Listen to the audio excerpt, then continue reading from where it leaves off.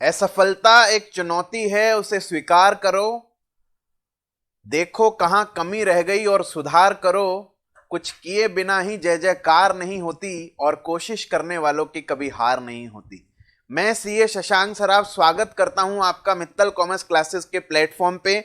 सभी को आदाब, अभिनंदन, नमस्कार, सत श्री अकाल। आई होप सारे लोग बढ़िया हैं। सभी लोगों ने संडे का तो चलिए पूरा लुत्फ उठा लिया है, लेकिन साथ में पढ़ाई भी कर रहे हैं।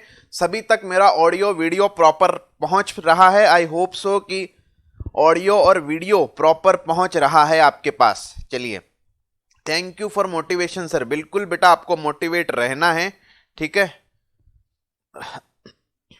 संदीप सर का लेक्चर सुन के आए हैं सर आज, थैंक्स फॉर मोटिवेशन। चलिए अभी देखो आप डाउट पूछने लगे, अभी डाउट नहीं लेंगे। आइए स्टार्ट करते हैं आज की क्लास, ठीक है। शुभारंभ करते हैं आज चैप्टर 4 का। हमारा लेक्चर नंबर 8 है डियर, और सभी लोग मोटिवेट लग रहे हैं मुझे। और पार्टिसिपेंट, चलिए शतक हम लगा चुके हैं पार्टिसिपेंट्स में, ऐसा मुझे दिख रहा है। आइए, हमने आपको पढ़ा दिया था, कहाँ तक पढ़ा था, शायद मुझे जहाँ तक याद है 123 में टोटल जो है वो हमारे EF 6 प्रोविजंस थे। तो ई का केवल पॉइंट ए पढ़ाया था हमने, शायद आपको जहां तक मुझे याद है ये वाला, dividend shall be payable only to the registered share holder और ऑर्डर और बैंकर वाला। यस, सभी लोग यस करें। अब देखिए अगला बी पॉइंट पढ़ेंगे हम, ठीक है। बी पॉइंट देखिए, अब बी पॉइंट पढ़ाने से पहले इसका नीचे एक चार्ट बना रखा है। सर बी पॉइंट का चार्ट कहां पर है, ये रहा। ये जो ई में मैंने आपको बताया था, ई पॉइंट जो है इसके ए, बी और सी 3 पार्ट्स हैं। तो उसका ए पार्ट, ये ए वाला पार्ट का चार्ट था। ये वाला जो चार्ट है ये हमारा है बी वाले पार्ट का चार्ट। अच्छा, बी वाला पॉइंट है किससे रिलेटेड, वो है mode of payment of dividend, ठीक है डियर। वो है mode of payment of dividend. Dividend देने का मोड क्या होगा। तो गाइस, डिविडेंड देने के टोटल जो है वो हमारे पास में 4 मोड हैं भाई, ठीक है। डिविडेंड का पेमेंट या तो हम किस में कर सकते हैं, डिविडेंड का पेमेंट या तो हम कैश में कर सकते हैं। कैश आप समझते हो, रोकड़ा, ठीक है, कैश में कर सकते हैं। दूसरा है डिविडेंड का पेमेंट डियर हम किस में कर सकते हैं, चेक से कर सकते हैं। कि जिन जिन इन्वेस्टर्स को डिविडेंड देना है तो सबका जो है जितने रुपए का डिविडेंड बना सबके नाम पे उतने रुपए का चेक बना के उनका नेम लिख के और सबको भेज दिया हमने चेक के जरिए। अच्छा, एक है इसमें इलेक्ट्रॉनिक मोड के जरिए डिविडेंड दे सकते हैं भाई, इलेक्ट्रॉनिक मोड। और आजकल क्या होता है, 100% प्रैक्टिकल लाइफ में डिविडेंड देने का यही मोड होता है, इलेक्ट्रॉनिक मोड। हम जो है वो इन्वेस्टर के अकाउंट में डायरेक्ट पैसा ट्रांसफर कर सकते हैं, एनईएफटी, आरटीजीएस, यूपीआई, इन सब का यूज करके, ठीक है। इलेक्ट्रॉनिक मोड के जरिए भी डिविडेंड दे सकते हैं, ठीक है सर। ये 3 तो समझ में आ गए, लेकिन ये एक नया पॉइंट कुछ दिखाई दे रहा है, वारंट। ये क्या होता है वारंट, यहां पर ये है डिविडेंड वारंट है। वारंट का मतलब क्या है, डिविडेंड वारंट। सर ये डिविडेंड वारंट क्या होता है बेटा, डिविडेंड वारंट एक बार मैं आपको बता देता हूं आखिर डिविडेंड वारंट होता क्या है। देखिए, डिविडेंड वारंट जो होता है डियर, डिविडेंड वारंट एक जो है हमारा बियरर इंस्ट्रूमेंट होता है। डिविडेंड वारंट क्या होता है, बियरर इंस्ट्रूमेंट होगा। सर ये बियरर इंस्ट्रूमेंट क्या होता है बेटा, बियरर इंस्ट्रूमेंट का मतलब होता है जिस पर्सन के हाथ में वो इंस्ट्रूमेंट है वो जाके उसमें लिखे हुए अमाउंट को क्लेम कर सकता है। अब देखिए, मान लीजिए ये हमारी XYZ लिमिटेड है, इसने डिविडेंड डिक्लेयर किया और इसने डिविडेंड वारंट के जरिए दिया। डिविडेंड वारंट में क्या होगा, जितने रुपए का आपके हिस्से में डिविडेंड आ रहा है उतने रुपए का एक डॉक्यूमेंट आपको दे देगी कंपनी। उसमें आपका नेम मेंशन नहीं करेगी, नेम किसी का भी नहीं लिखा हुआ होता है। अच्छा, अब सर उससे फिर क्या होगा, वो जो डिविडेंड वारंट है, जो डॉक्यूमेंट आपको कंपनी ने दिया है, वो डॉक्यूमेंट लेके आप कंपनी के बैंक के पास पहुंच जाइए। जैसे मान लीजिए कंपनी का bank account Punjab national bank में है, तो पीएनबी के पास में वो डॉक्यूमेंट लेके पहुंच जाओ और उसमें जो आप उसको वो डॉक्यूमेंट यानी डिविडेंड वारंट सबमिट कर दो। उसमें जो अमाउंट मेंशन्ड है वो पीएनबी आपको दे देगी और कंपनी के बैंक अकाउंट से वो पैसा डिडक्ट कर देगी। सर ये बियरर इंस्ट्रूमेंट होने का फायदा ये है कि आप इसको फर्दर आगे ट्रांसफर कर सकते हो। जैसे मान लो मेरे को कंपनी से 10,000 रुपीज का डिविडेंड मिला, तो मुझे कंपनी ने एक डिविडेंड वारंट दे दिया जिसमें नेम नहीं होता है, नेम नहीं होता है तभी तो उसको बियरर कहते हैं। अब मुझे किसी पर्सन को 10,000 रुपीज का पेमेंट करना है, तो मैं उसको पेमेंट करने की जगह वो वारंट दे दूंगा। मैं उसको बोलूंगा कि भाई ये वारंट ले लो और कंपनी के बैंक अकाउंट में चले जाओ, उतना पैसा तुम्हें मिल जाएगा। तो वो बंदा उस वारंट को लेकर जाएगा तो उसको भी उस कंपनी का बैंक पैसा दे देगा, क्योंकि वो बियरर इंस्ट्रूमेंट होता है। आई होप बात सबको समझ में आ गई है। तो डिविडेंड वारंट के जरिए भी कंपनी डिविडेंड का पेमेंट कर सकती है। ये 4 मोड हैं डियर कंपनी का डिविडेंड का पेमेंट करने का। कैश में कर सकती है, चेक से कर सकती है, डिविडेंड वारंट के जरिए कर सकती है, इलेक्ट्रॉनिक मोड से कर सकती है। लेकिन गाइस सभी को ध्यान देना है, नॉट इन काइंड। कभी भी डिविडेंड का पेमेंट गाइस काइंड में नहीं हो सकता है। काइंड में मतलब वस्तु के रूप में कभी भी डिविडेंड का पेमेंट नहीं हो सकता है। डिविडेंड मॉनेटरी टर्म्स में ही पेमेंट होना चाहिए। अब देखिए बी वाले पॉइंट में सर कौन से पेज नंबर पे है, तो पेज नंबर ये है हमारा 8.14 पे। एट द बॉटम देखिए क्या लिखा हुआ है, इसमें ये लिखा हुआ है dividend are payable in cash and not in kind. Dividend that are payable to the share holder in cash may also be paid by cheque और डिविडेंड वारंट और थ्रू एनी इलेक्ट्रॉनिक मोड। ठीक है, तो कुल मिला के हम इसको समराइज कर सकते हैं। डिविडेंड देने के मोड कैश में दे सकते हैं, चेक से दे सकते हैं, इलेक्ट्रॉनिक मोड के जरिए दे सकते हैं, डिविडेंड वारंट के जरिए दे सकते हैं, बट काइंड में कभी भी डिविडेंड का पेमेंट नहीं किया जा सकता। अब इसमें केस स्टडी कैसे बन सकती है, जैसे मान लीजिए एक कंपनी है जिसका नाम है आईटीसी, इंडियन टोबैको कंपनी। आपने नाम सुना होगा, इंडिया की एक बहुत ही फेमस और बहुत बड़ी लिस्टेड कंपनी है आईटीसी, जो मेनली टोबैको प्रोडक्ट्स में डील करती है। सिगरेट, गुटखा, जर्दा ये सब बनाती है।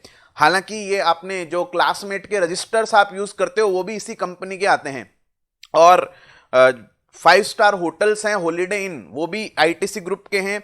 और सनफीस्ट बिस्किट, हाँ बेटा बिल्कुल सही कह रहे हो, सनफीस्ट बिस्किट जो आते हैं वो भी आईटीसी के ही आते हैं। तो अभी क्या हुआ, आईटीसी ने एजीएम में जोश जोश में डिविडेंड डिक्लेयर कर दिया।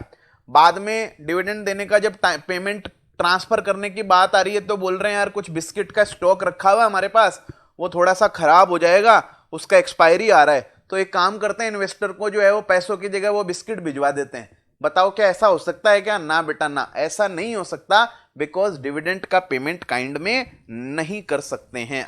आई होप बात सबको समझ में आ चुकी है। ठीक है, तो ये हमारा बी पॉइंट था जो क्लियर हो चुका है। ठीक है, अब देखिए बी पॉइंट में 8.15 पे 3 पैराग्राफ दे रखे हैं। वैसे तो डियर क्या है, ये तीनों ही पैराग्राफ आगे के डिस्कशन से रिलेटेड हैं। अभी ये पूरा सेक्शन 127 है। ठीक है, ये चैप्टर 4 में आएगा, ये चैप्टर 4 में आएगा। लेकिन ठीक है, अब काफ़ी चीज़ें फिर रह जाएंगी तो मैं आपको पढ़ा देता हूँ। ये वाला तो नहीं पढ़ाऊंगा मैं, क्योंकि ये तो बिल्कुल ही नहीं आ पाएगा, ये आपको चैप्टर 4 में पढ़ाऊंगा। लास्ट वाला पैराग्राफ चैप्टर 4, इसके साथ में लिख लो रीड विथ चैप्टर 4। ठीक है, अब देखो ये 2 पैराग्राफ क्या हैं, वैसे ये डिटेल में आएंगे, ये अभी इसी चैप्टर में आ जाएगा, ये इसी चैप्टर की सेक्शन 127 में अभी पढ़ा रहा हूं आपको, लेकिन बता रहा हूं डिटेल में 127 में क्लैरिटी आएगी। और ये जो नोट है ये आपको चैप्टर 4 में और ज्यादा क्लैरिटी आ जाएगी। यहां पे अभी पढ़ा देता हूं सेक्शन 127 क्या कहती है। डियर याद करो, मैंने आपको बताया था डिविडेंड जैसे ही डिक्लेयर होता है, डिविडेंड डिक्लेयर होने के 30 डेज के अंदर अंदर डिविडेंड का पेमेंट हो जाना चाहिए। जैसे हमारी फाइनेंशियल ईयर है 19 और 20, उस फाइनेंशियल ईयर 19 और 20 की जो एजीएम है, एनुअल जनरल मीटिंग है, वो 30 अप्रैल 2020 को हुई। ठीक है, और उस एजीएम में कंपनी ने क्या किया, डिविडेंड डिक्लेयर किया। उस एजीएम में कंपनी ने डिविडेंड डिक्लेयर किया। तो जिस दिन डिविडेंड डिक्लेयर हुआ, मैंने आपको पढ़ाया था याद करो, उसके विद इन 30 डेज के अंदर अंदर, यानी 30 मई 2020 तक डिविडेंड का पेमेंट हो जाना चाहिए। मैंने आपको ये बात पढ़ाई थी सर, बिल्कुल आपने हमें ये बात पढ़ाई थी। ठीक है, ऐसा मैंने आपको पढ़ाया था। सर एक 5 डेज वाला भी तो आया था बेटा। 5 डेज तो क्या था, डिविडेंड डिक्लेयर होने के 5 डेज में तो सेपरेट बैंक अकाउंट में पैसा ट्रांसफर होना चाहिए, और यहां पर क्या है, डिक्लेयर होने के 30 डेज के अंदर अंदर डिविडेंड का पेमेंट हो जाना चाहिए। ऐसा डियर मैंने आपको पढ़ाया था, आपको ये बात याद होगी। ठीक है, लेकिन देखो अब यदि डिविडेंड का पेमेंट 30 डेज के अंदर नहीं होता है तो उस केस में सेक्शन 127 में लिखा हुआ है कंपनी पर पेनल्टी आएगी, और 30 डेज में डिविडेंड का पेमेंट हो जाना चाहिए, ये बात भी सेक्शन 127 में लिखी हुई है।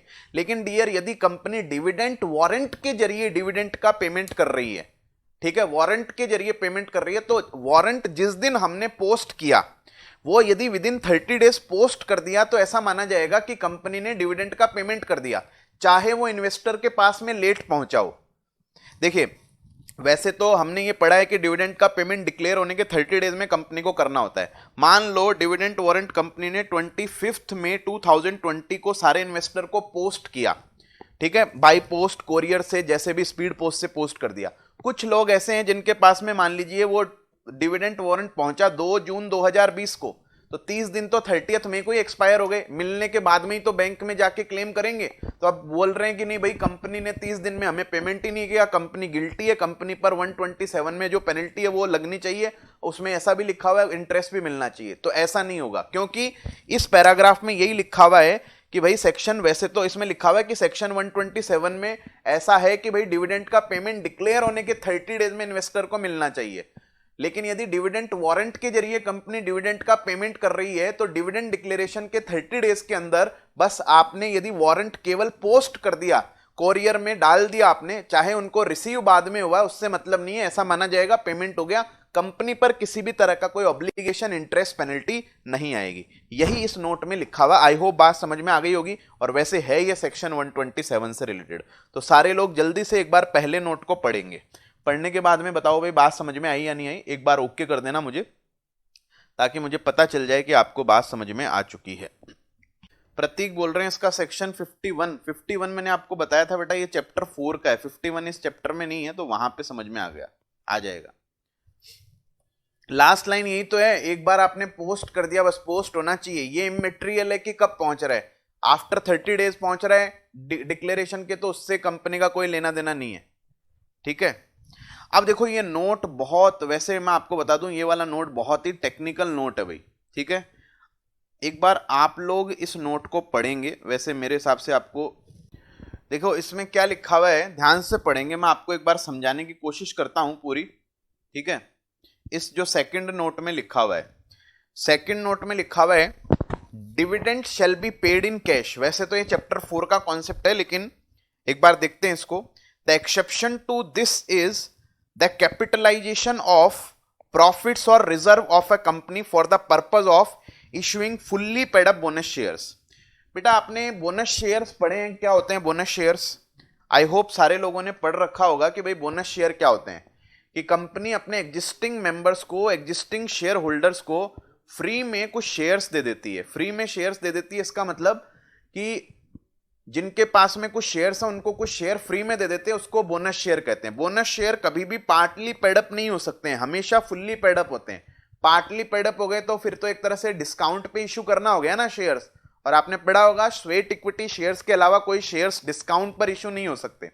तो अब आप मुझे एक बात बताओ, कंपनी यदि बोनस शेयर इशू करती है तो इन्वेस्टर से तो पैसा लेती नहीं है, ठीक है। अब कैपिटल बढ़ जाती है तो वो कैपिटल कहां से इशू करती है? आप ऐसा एंट्री किए होंगे, याद करो, आप एंट्री करते हो फ्री रिजर्व अकाउंट डेबिट, हमारे रिजर्व का यूज करके हम कैपिटल इशू करते हैं, पैसा लोगों से नहीं लेते, हमारे रिजर्व का यूज करते हैं। Free reserve account debit, security premium का भी आप याद करो यूज हम बोनस शेयर इशू करने में कर सकते हैं, और सीआरआर अकाउंट का भी यूज हम बोनस शेयर इशू करने में कर सकते हैं। टू बोनस शेयर कैपिटल करते हैं, सीआरआर का तो सिर्फ यूज ही केवल बोनस शेयर कैपिटल इशू करने में होता है। तो बेटा आप एक बात बताओ, यदि आप डिविडेंड दे रहे हो, इसका मतलब आप प्रॉफिट्स डिस्ट्रीब्यूट कर रहे हो। क्या कर रहे हो? प्रॉफिट डिस्ट्रीब्यूट कर रहे हो। तो कहने का मतलब प्रॉफिट हमेशा कैश में डिस्ट्रीब्यूट होने चाहिए।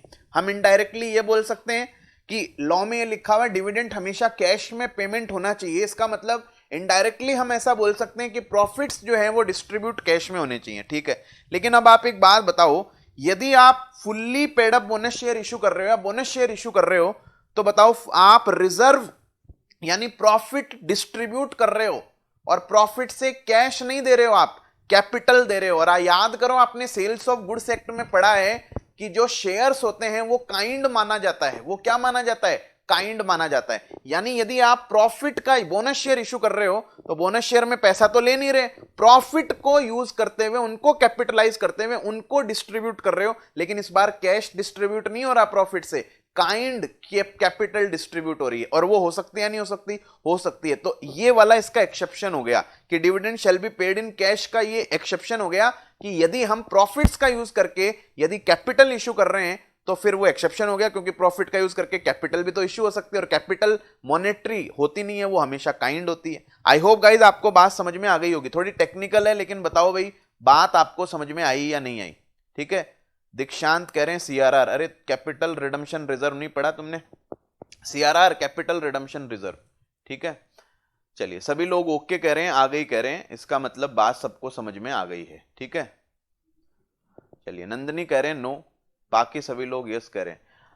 ठीक है, अरे एक बात बताओ, इसमें लिखा हुआ है dividend shall be paid only in cash, this the exception to this rule is the capitalisation of profits और reserve of company for the purpose of issuing fully paid up bonus shares.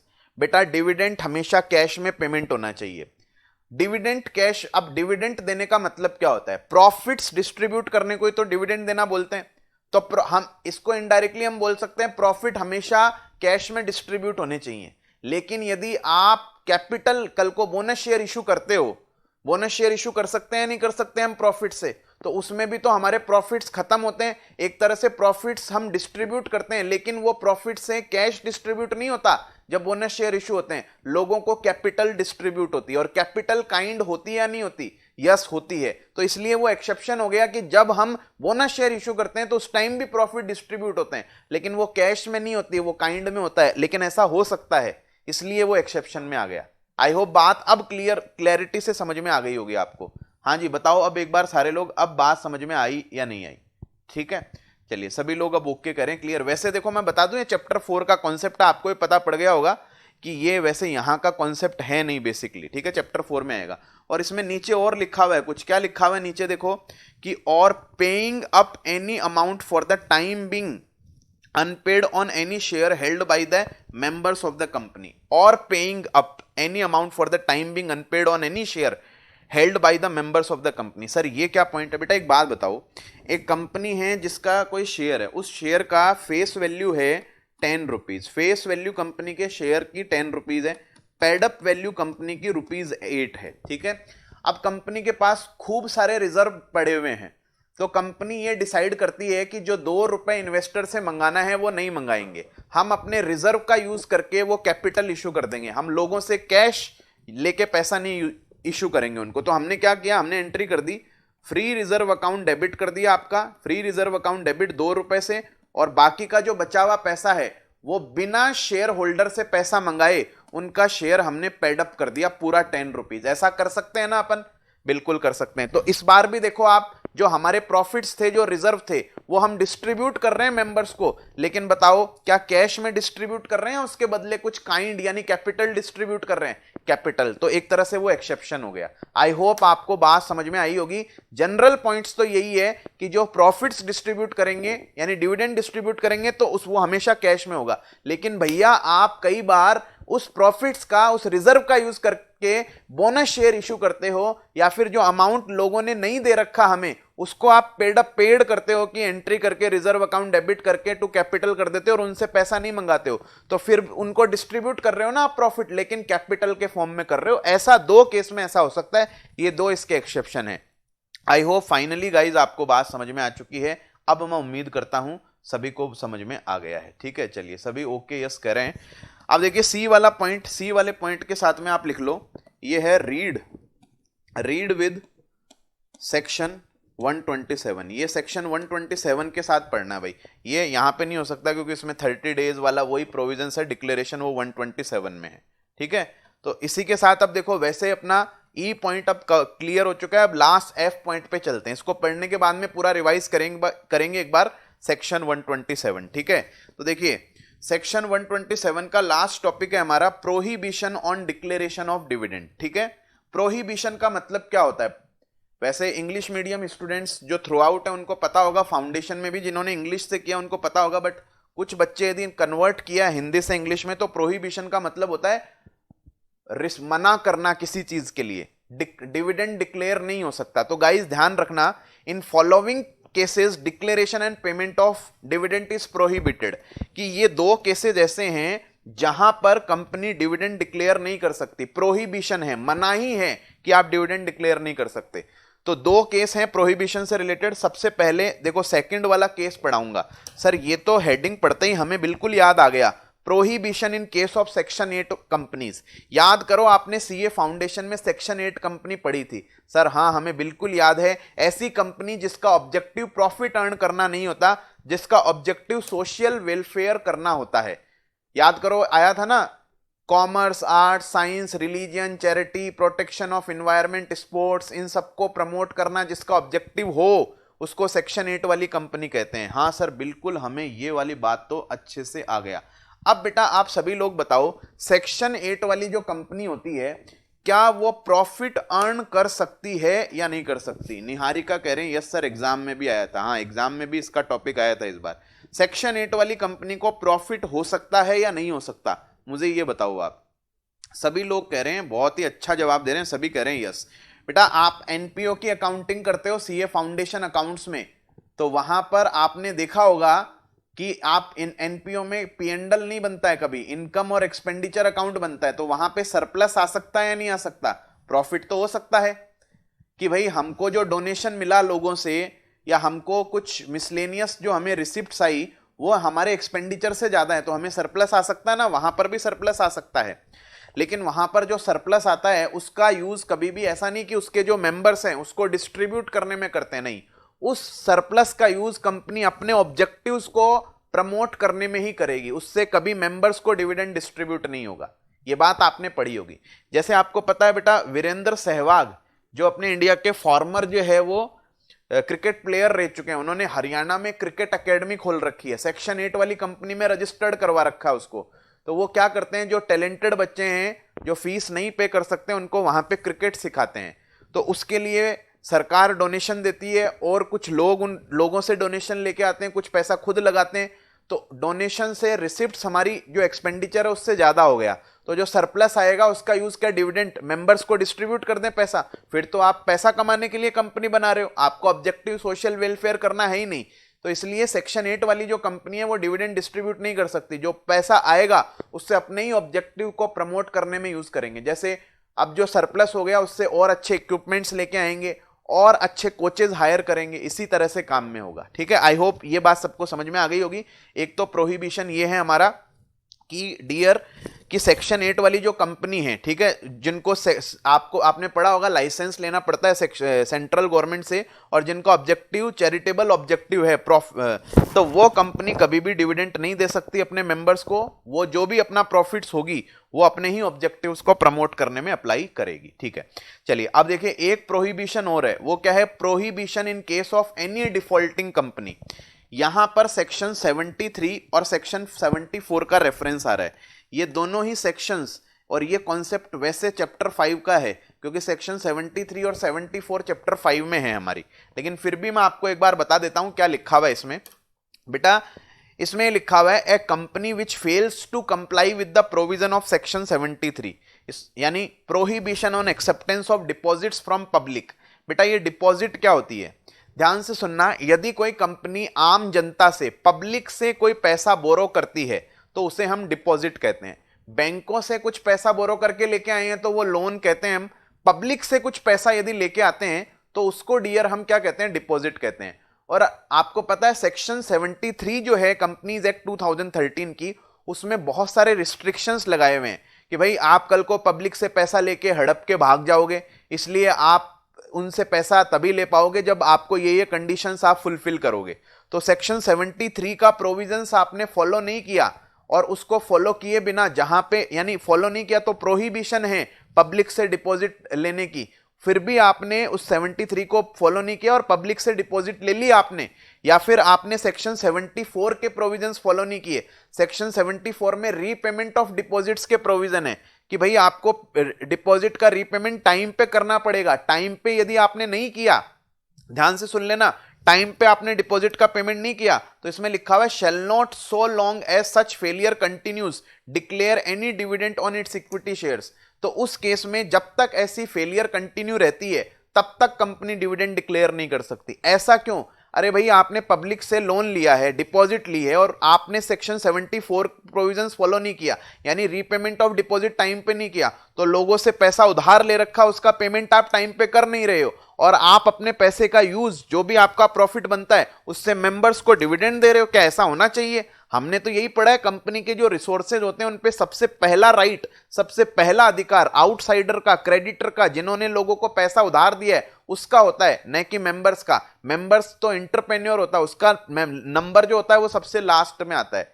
यानी बेटा यदि किसी company ने section 73 के provisions को follow नहीं करते हुए कुछ डिपॉजिट्स ले ली, यानी जहां पे डिपॉजिट लेने पे प्रोहिबिशन था वो ले रखी है आपने, या 74 के अकॉर्डिंग आपने डिपॉजिट का रीपेमेंट टाइम पे नहीं किया, तो जब तक ये डिफॉल्ट कंटिन्यू रहेगी तब तक आप डिविडेंड का पेमेंट नहीं कर सकते, क्योंकि आप डिफॉल्टिंग कंपनी हो। आई होप गाइज आपको बात समझ में आ चुकी है बहुत ही अच्छे से। ये दो अपने प्रोहिबिशन थे डिविडेंड के डिस्ट्रीब्यूशन से रिलेटेड प्रोहिबिशन, ठीक है। चलिए सभी लोग ओके यस क्लियर करें। सरप्लस को कैपिटल में ऐड करते हैं, हाँ वो अकाउंटिंग जो आप करते हो वो अकाउंट्स के हिसाब से अलग करते हो आप।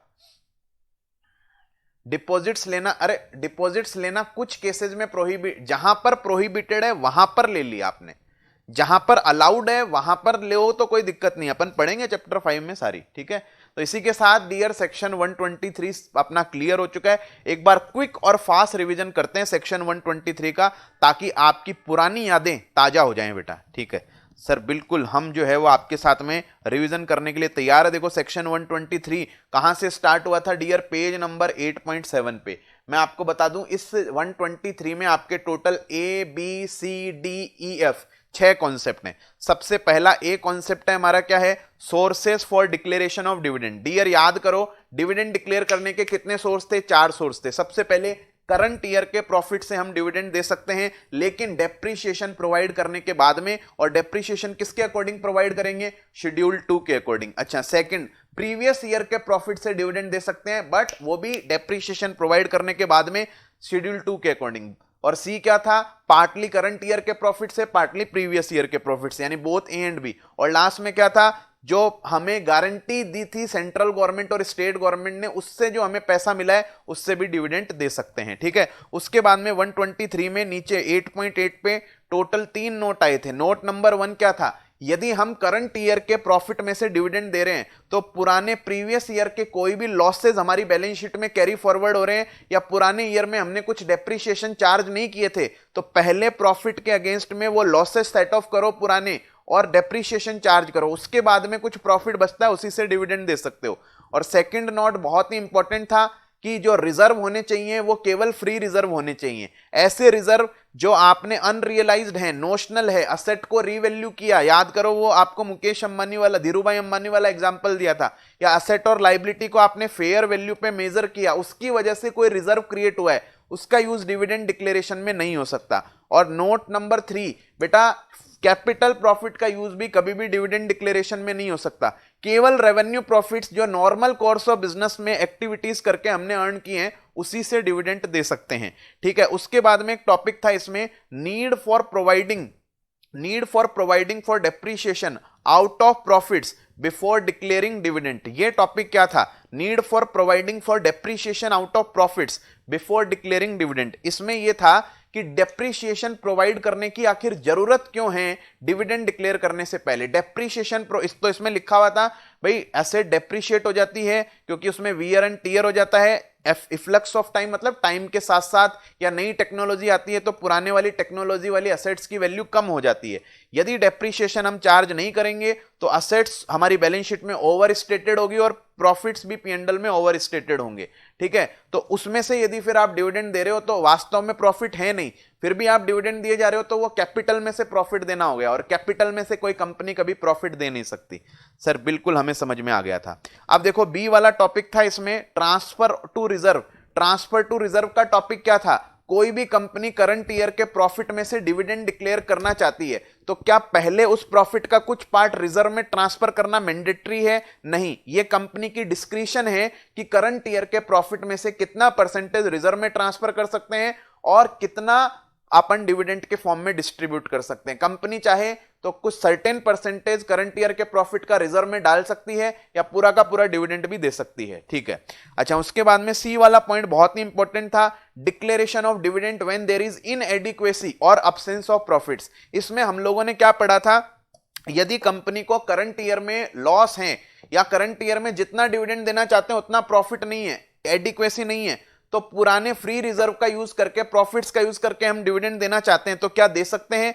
हाँ बिल्कुल दे सकते हैं। उसके लिए 4 कंडीशन थी। सबसे पहली कंडीशन ये वाली थी हमारी कि जो भी हम रिजर्व से पैसा निकालेंगे वो ध्यान रहेगा आपको पेड अप शेयर कैपिटल और फ्री रिजर्व के टोटल के 10% से ज्यादा विड्रॉ नहीं करेंगे। कंडीशन नंबर 2 क्या थी कि रिजर्व से अमाउंट विड्रॉ करने के बाद में रिजर्व का balance paid up share capital के 15% से कम नहीं रहेगा। उसके बाद में डियर कंडीशन नंबर 3 क्या थी? याद करो, जो भी अमाउंट हम बताओ विड्रॉ करेंगे रिजर्व से, उसका यूज सबसे पहले लॉसेस को सेट ऑफ करने में करेंगे। उसके बाद में जो डिविडेंड आएगा उसको हम कैपिटल से डिवाइड करके देखेंगे उसकी रेट क्या आ रही है, और वो rate immediately preceding 3 financial year की एवरेज डिविडेंड की रेट से ज्यादा नहीं होनी चाहिए। आई होप आपको मेरी बात समझ में आ चुकी है। अब देखो अपन जो है वो टॉपिक नंबर डी वाले depositing of amount of dividend, जैसे ही डिविडेंड डिक्लेयर किया उसके विद इन 5 डेज में अब वो जो पैसा है कंपनी एक separate bank account scheduled bank में ओपन करवा के उस पैसे को डिपॉजिट करवाएगी, क्योंकि कल को लिक्विडिटी प्रॉब्लम हो सकती है। आगे जाके जब डिविडेंड पेमेंट करने की बारी आएगी तो पता पड़ा पैसा ही नहीं है, खत्म हो गया, तो एक आप इमीडिएटली यानी डिविडेंड डिक्लेयर करने के 5 डेज में separate bank account scheduled bank में पैसे जमा करा दो। अच्छा, ई वाले पॉइंट में देखो, आपको सी वाला पॉइंट नहीं पढ़ाया था, ए और बी पढ़ाया था। तो इसमें क्या था? पेबल। सबसे पहले किसको दिया जाता है डिविडेंड? रजिस्टर्ड शेयर होल्डर को या उसके ऑर्डर पे या कम उसके बैंकर को। अच्छा, किस में दिया जा सकता है? मोड क्या हो सकता है? Cash, cheque, warrant, electronic mode, but kind नहीं हो सकता। सी वाला पॉइंट मैंने बताया था सेक्शन 127 के साथ पढ़ेंगे। अच्छा, लास्ट एफ पॉइंट था prohibition on declaration of dividend. Dividend declare करने के केस में 2 प्रोहिबिशन है। चलिए, सबसे पहला तो क्या था? कोई ऐसी कंपनी जिसने सेक्शन 73 के प्रोविजंस को फॉलो नहीं किया, उसमें है कि जहां पे प्रोहिबिशन है डिपॉजिट्स लेने पे, वहां पे आपने डिपॉजिट एक्सेप्ट कर ली यानी 73 को फॉलो नहीं किया, या 74 को फॉलो नहीं किया यानी डिपॉजिट्स टाइम पे रीपे नहीं की, तो जब तक ऐसी डिफॉल्ट चलती है, ठीक है, तब तक आप डिविडेंड डिक्लेयर नहीं कर सकते। और सेक्शन 8 वाली कंपनी कभी भी अपने प्रॉफिट्स को डिविडेंड के रूप में डिस्ट्रीब्यूट नहीं कर सकती। उस प्रॉफिट्स को अपने ही ऑब्जेक्टिव्स को प्रमोट करने में डिविडेंड अप्लाई करे, वो प्रॉफिट्स अप्लाई करेगी। आई होप गाइज आपको सेक्शन 123 फाइनली अच्छे से रिवाइज हो चुकी है। अब जल्दी से एक बार बताएंगे भाई 123 पूरी समझ में आ गई या नहीं आई? इंटरिम डिविडेंड बेटा ईयर के बीच में दिया जाता है, मैं आपको एक बार पढ़ा दूंगा। चलिए, सभी बच्चों का कमेंट देख के मुझे बहुत अच्छा लग रहा है, सभी यस क्लियर बोल रहे हैं, ठीक है।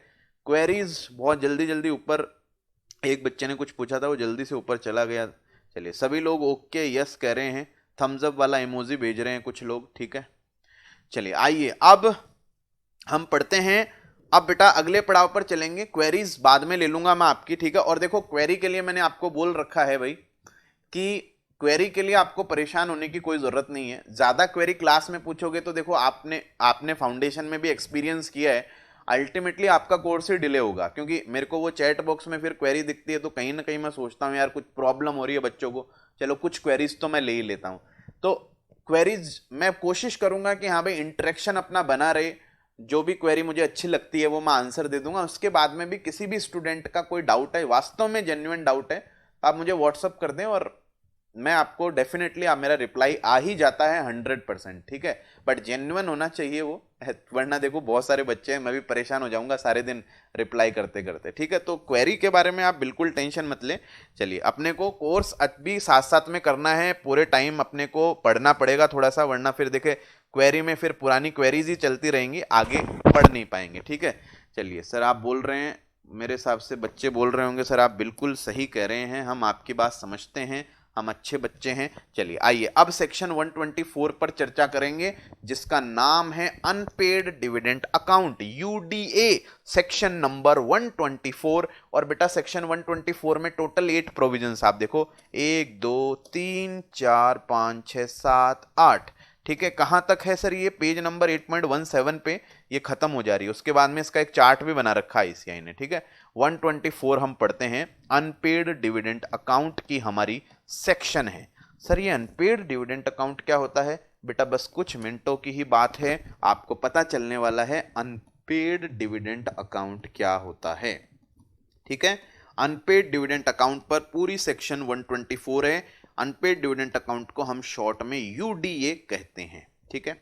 आइए मैं आपको सबसे पहले वाला प्रोविजन पढ़ाने जा रहा हूं। ये अब मैं इस 124 में कुछ कुछ पॉइंट्स को इजीली आप पढ़ सको उसके लिए चार्ट बनवाऊंगा, ठीक है, चार्ट बनवा रहा हूं मैं, बुक से भी पढ़ाऊंगा, पहले चार्ट के जरिए समझा रहा हूं।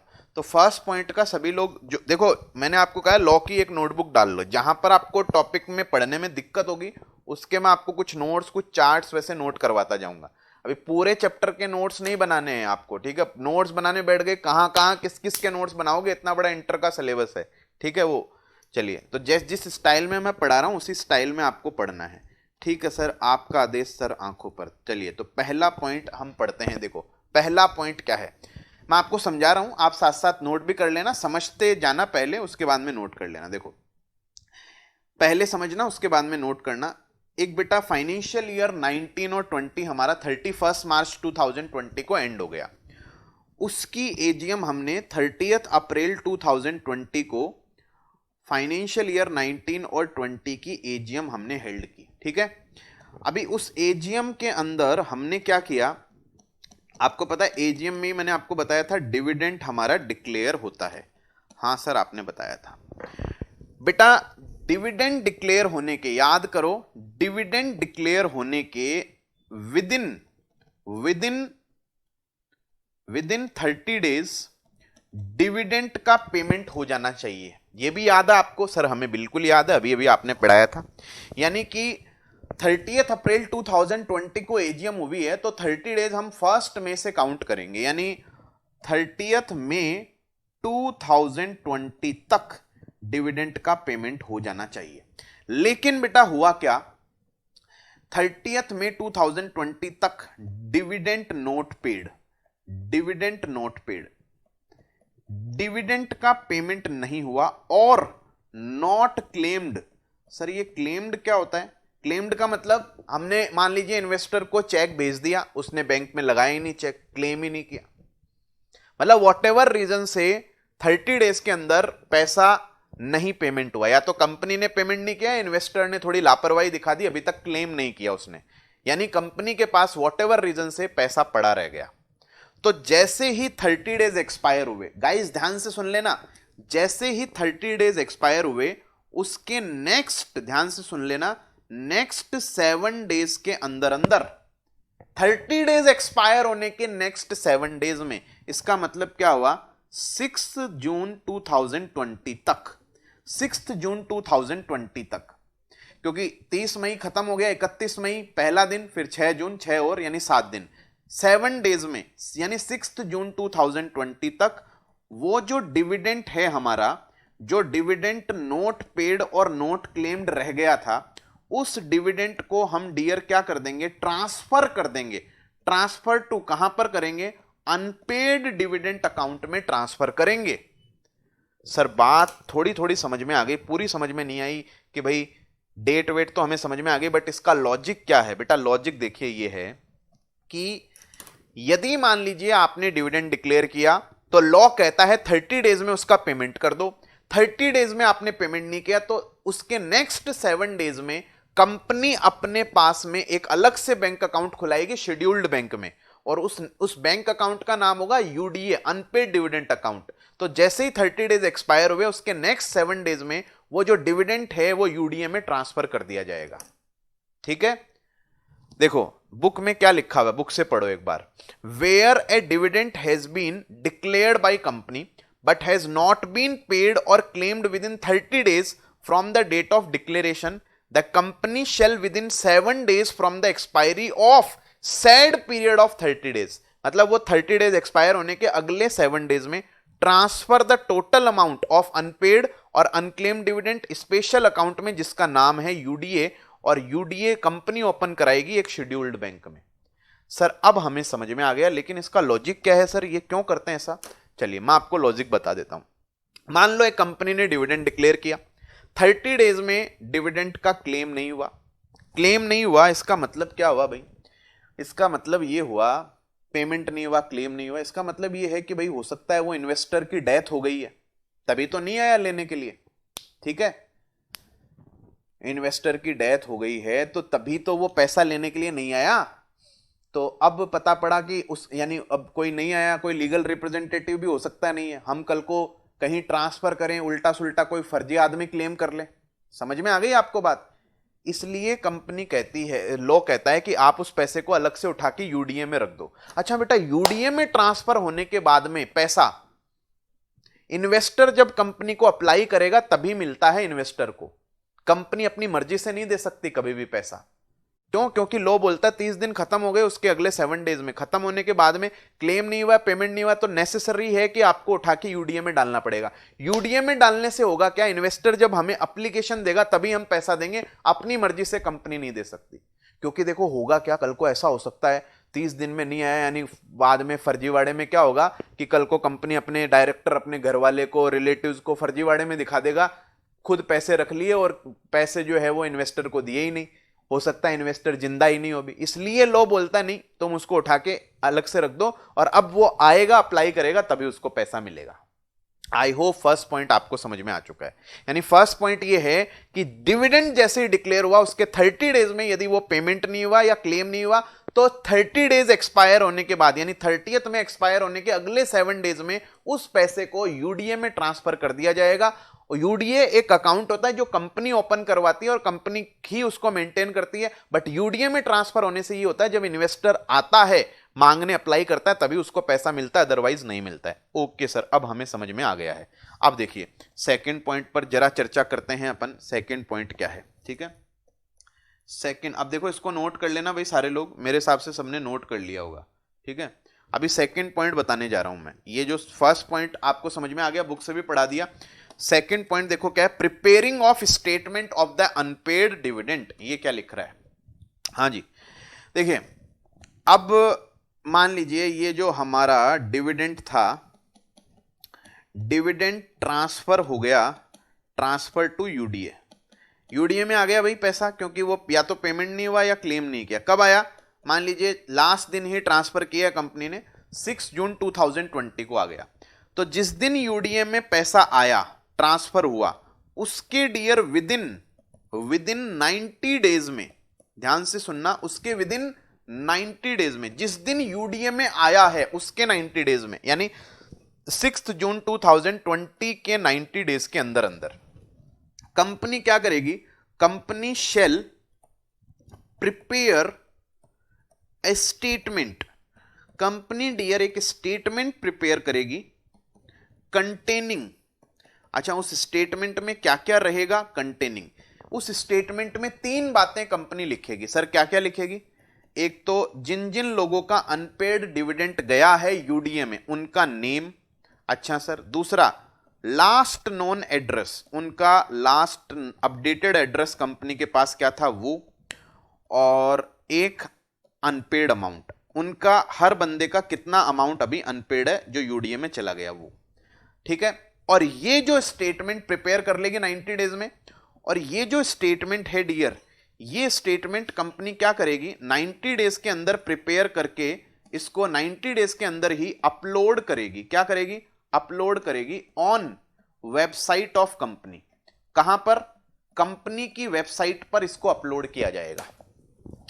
तो ध्यान से सुनिए, सेकंड पॉइंट है, जिस दिन यूडीए में पैसा ट्रांसफर हुआ उसके 90 डेज के अंदर अंदर कंपनी डियर एक स्टेटमेंट प्रिपेयर करेगी। उस स्टेटमेंट में 3 बातें, कि एक तो उस इन्वेस्टर का नेम क्या है, उसका लास्ट नोन एड्रेस क्या है, और उसको कितना अमाउंट अनपेड है, वो 3 बातें उस स्टेटमेंट में लिखी हुई रहेंगी और उसको कंपनी की वेबसाइट पर अपलोड कर दिया जाएगा।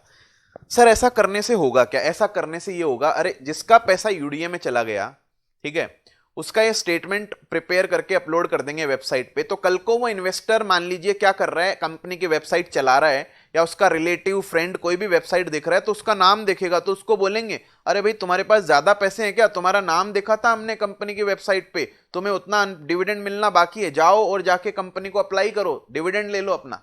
आई होप बात समझ में आ गई होगी, ताकि इन्वेस्टर को इंफॉर्मेशन पहुंच जाए, ठीक है। क्योंकि अब कंपनी अपनी मर्जी से तो दे नहीं सकती, यूडीए में जाने के बाद इन्वेस्टर मांगेगा तभी तो देगी। I hope second point clear हो चुका है सबको। देखो सेकंड पॉइंट पढ़ लो क्या लिखा हुआ है। सेकंड पॉइंट है, within 90 days of transferring any amount to the UDA, company shall prepare a statement जिसमें इन्वेस्टर का name, address, last known address, और हर बंदे को जितना उसका अनपेड डिविडेंड रह गया वो स्टेटमेंट प्रिपेयर करेगी और उस स्टेटमेंट को अपनी वेबसाइट पर प्लेस कर देगी, and place on any other website approved by central government for this purpose.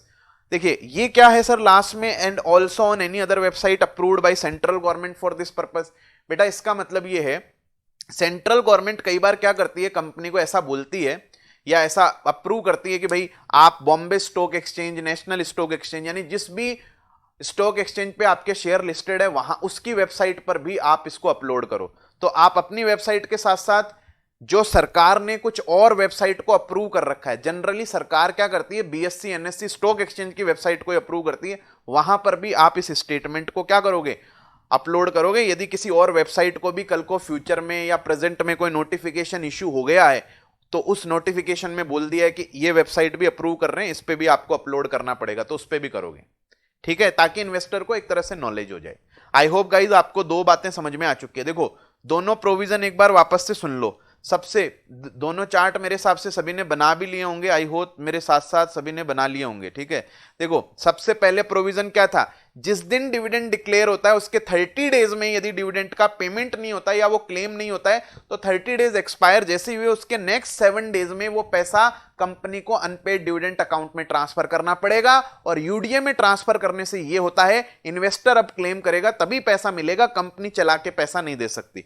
अच्छा सेकंड वाला प्रोविजन हमारा क्या आया था, सेकंड वाला प्रोविजन डियर ये आया था कि जैसे ही पैसा यूडीए में ट्रांसफर हुआ, यानी 6 जून 2020 को यूडीए में ट्रांसफर हुआ, उसके 90 डेज में कंपनी एक स्टेटमेंट प्रिपेयर करेगी जिसमें इन्वेस्टर का नेम, उसका एड्रेस और उसका कितना अनपेड डिविडेंड है वो तीनों बातें मेंशन करेगी और उस स्टेटमेंट को कंपनी अपनी वेबसाइट पर अपलोड कर देगी, और या फिर ऐसी वेबसाइट पर जिसको सेंट्रल गवर्नमेंट ने अप्रूव किया। 90 डेज में ही प्रिपेयर किया जाएगा और 90 डेज में ही अपलोड किया जाएगा। आई होप गाइज बात समझ में आ चुकी है। अब देखिए थर्ड पॉइंट पे जरा चर्चा करते हैं हम। थर्ड पॉइंट क्या है, payment of interest if default is made in transferring the amount. ये क्या लिखा हुआ है डियर, हाँ जी थर्ड पॉइंट का ये नोट आप मेरे हिसाब से सबने कर लिया होगा। थर्ड पॉइंट का देखो जो नोट है, थर्ड पॉइंट का नोट ये है कि डियर जैसे मान लो आपको डिविडेंड, आपने dividend not transferred to UDA on 6 June 2020। 6 June 2020 को आपने यूडीए में ट्रांसफर नहीं किया, मान लो आपने 60 डेज के बाद में ट्रांसफर किया।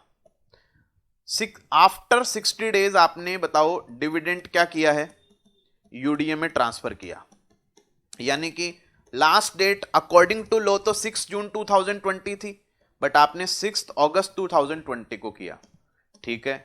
तो फिर बेटा क्या होगा, आप जो यूडीए में ट्रांसफर कर रहे हो ना, एक तो डिविडेंड का अमाउंट तो आप जो ट्रांसफर कर ही रहे हो, लेकिन आपने डिफॉल्ट कितने दिन की है, 60 डेज की है। तो डिविडेंड के अमाउंट के साथ साथ आपको क्या करना पड़ेगा, उस डिविडेंड का जो भी अमाउंट है उस पर क्या करना पड़ेगा, 12% की रेट से जो डिफॉल्टिंग पीरियड है उसका इंटरेस्ट भी कंपनी यूडीए में जमा कराएगी।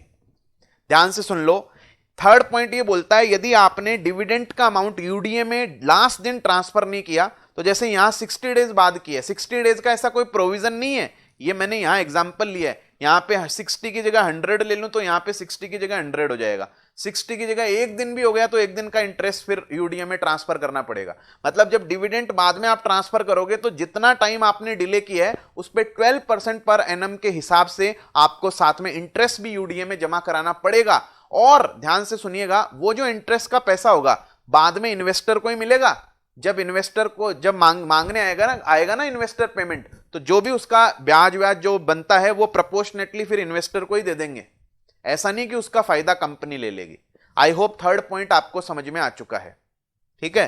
तो देखो इसमें बुक से पढ़ लो क्या लिखा हुआ है कि यदि कंपनी कोई डिफॉल्ट करती है यूडीए में अमाउंट ट्रांसफर करने में या उसका कोई पार्ट यूडीए में ट्रांसफर करने में, तो कंपनी क्या करेगी, from the date of such default interest कितना बेटा, 12% per annum on the amount not so transfer to the said account, ठीक है, वो इंटरेस्ट भी देगी। और इंटरेस्ट जो भी अक्रू होगा, ध्यान रखना, जो भी इंटरेस्ट बनेगा वो कंपनी ये इंश्योर करेगी कि कंपनी वो मेंबर्स के बेनिफिट के लिए यूज में आए। जिसका अमाउंट बताओ अनपेड है उसी को प्रोपोर्शनेटली जिसका जो डिविडेंड पे जो भी इंटरेस्ट बनता है वो उसी को दिया जाएगा, ऐसा नहीं कंपनी उसको रखेगी। आई होप बात समझ में आ गई है आपको, थर्ड पॉइंट भाई समझ में आ गया है। देखो ये रहा थर्ड पॉइंट, ठीक है, नोट कर लेंगे सभी लोग, ठीक है, आई होप नोट कर लिया होगा सबने। थर्ड पॉइंट सभी लोग जल्दी से नोट करेंगे ये। Dividend not transfer to UDA on 6 June 2020, after 60 days dividend UDA में ट्रांसफर हो गया तो फिर वो 60 डेज बाद में हुआ तो ये इंटरेस्ट लगेगा। लास्ट आज देखो फोर्थ पॉइंट, आज का लास्ट पढ़ा देता हूं बस, ठीक है, उसके बाद में खत्म करेंगे। Claimant to apply for payment of claim dividend, fourth point है। अरे भाई इसका कोई चार्ट नहीं बनाऊंगा मैं, ठीक है। अभी इसमें सिंपल सी बात है, यूडीए में पैसा चला गया तो कंपनी अपनी मर्जी से नहीं देगी, इन्वेस्टर कंपनी को अप्लाई करेगा तभी कंपनी पैसा देगी, वो आपको ऑलरेडी बता चुका हूं। तो इसमें लिखा हुआ है कोई भी पर्सन जो पैसा यूडीए में गया उसको क्लेम करता है तो वो कंपनी को अप्लाई कर सकता है अपने पेमेंट के लिए, और उसके बाद कंपनी उसको पेमेंट दे देगी, ठीक है, वो उसको अप्लाई करना पड़ेगा। तो ये 4 पॉइंट समझ में आ गए होंगे सभी को, जल्दी से देखो, ठीक है। 124 के 4 पॉइंट्स पढ़ाए मैंने, देखो आपको क्या क्या पढ़ाया, जल्दी से एक बार क्विक रिवीजन ले लेते हैं भाई, ठीक है। सबसे पहले देखो आपको बताया कि डिविडेंड जैसे ही डिक्लेयर हुआ उसके 30 डेज में डिविडेंड का पेमेंट नहीं हुआ या क्लेम नहीं हुआ तो 30 डेज एक्सपायर होने के नेक्स्ट 7 डेज में पैसा यूडीए में डाल देंगे। यूडीए में डालने के बाद में कंपनी नहीं दे सकती, इन्वेस्टर मांगेगा तभी देंगे। अच्छा, उसके बाद में यूडीए में जैसे ही डिविडेंड आया, आने के कितने 90 डेज में स्टेटमेंट प्रिपेयर करेंगे जिसमें इन्वेस्टर का नेम, उसका एड्रेस और अनपेड अमाउंट वो सब लिख के अपलोड कर देंगे कंपनी की वेबसाइट पर। और तीसरा, जितना देखो थर्ड पॉइंट का चार्ट बना लेना भाई, जितना आपने डिले किया है यूडीए में ट्रांसफर करने में, तो जितना जो डिफॉल्टिंग पीरियड है उसका 12% इंटरेस्ट भी यूडीए में जमा कराएंगे जो बाद में इन्वेस्टर को ही दिया जाएगा जब वो पैसा लेने आएगा। और फोर्थ है कि जब क्लेमेंट चाहे तो जिसका पैसा यूडीए में गया वो चाहे तो कंपनी को अप्लाई कर सकता है और कंपनी उसको फिर यूडीए से पैसा रिलीज कर देगी। आई होप आपको बात समझ में आ चुकी है। सभी लोग अब कमेंट करके बताएंगे भाई आपको लॉ की क्लास हमारी कैसी लग रही है, बात सबको समझ में आ रही है नहीं आ रही। वेबसाइट पर स्टेटमेंट करने में डिले हो गई तो लास्ट में पेनल्टी है बेटा 8th पॉइंट, वो पढ़ेंगे। चलिए, yes sir clear, done sir, interesting, done, 1 number, got it, शानदार, यस सर। चलिए, आई होप सारे लोगों को बात समझ। Sir if amount is transfer to use on time bank will give interest on, हाँ बैंक इंटरेस्ट देगी और बाद में जो भी आएगा वो समझ में आ जाएगा, मतलब इंटरेस्ट बैंक देगी और जो भी इंटरेस्ट मिलेगा वो इन्वेस्टर को अल्टीमेटली ट्रांसफर करना पड़ेगा। चलिए, सभी लोगों को भाई मजा आ रहा होगा पढ़। सर इन्वेस्टर तो मर गया, अरे इन्वेस्टर जिंदा है तो, इन्वेस्टर मर गया तो भी देखेंगे, अभी आगे पिक्चर अभी बाकी है बेटा, 4 पॉइंट्स बाकी है, सारी चीजें कवर हो जाएंगी, ठीक है। चलिए, अब आप लोगों को अलविदा कहने का समय आ गया है, ठीक है। अगली मुलाकात करेंगे हम कल सुबह 11 बजे, ठीक है। तब तक के लिए सर फेस टू फेस कब से पढ़ाओगे? जयपुर आना है, पीयूष कुमार बोल रहे हैं, अच्छा जयपुर आने की जल्दी है। चलिए बिल्कुल बेटा, जैसे ही सरकार का नोटिफिकेशन आता है तब हम खोल देंगे इंस्टीट्यूट, फेस टू फेस भी चर्चा करेंगे हम, ठीक है। शिवम बोल रहे हैं फोर्थ पॉइंट सर बता दो थोड़ा। अरे फोर्थ पॉइंट में क्या लिखा, फोर्थ में ये लिखा हुआ है कि जिसका पैसा जो क्लेमेंट है वो अप्लाई कर देगा कंपनी को, ठीक है, उस जिसका पैसा यूडीए में गया वो अप्लाई कर देगा कंपनी को, कंपनी उसको दे देगी पैसा। चलिए सभी को bye bye, okay, thank you, bye bye.